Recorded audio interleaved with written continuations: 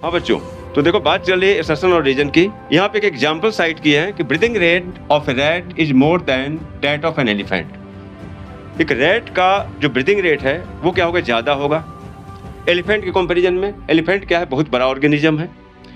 तो ऐसा क्यों होता है? अब आप लोगों को कॉन्सेप्ट पता है कि जो सेल छोटा है, जो ऑर्गेनिज्म छोटा है, उसकी मेटाबॉलिक एक्टिविटी क्या होती है, हाई होती है। तो अब अगर हम यहाँ पे बिकॉज लगा के देखते हैं कि breathing rate of a rat is more than that of an elephant because smaller the organism higher will be metabolic rate. तो आंसर क्या होगा, 1 होगा।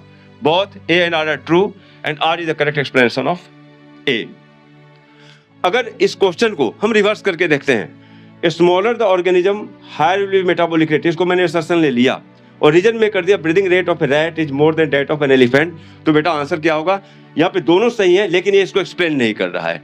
तो हमें सबसे ज्यादा प्रॉब्लम क्या आती है असर्शन रीजन में? 4 स्टेटमेंट्स होते हैं, 1 और 2 में मेजर प्रॉब्लम आती है, 3 और 4 में कोई प्रॉब्लम नहीं आती।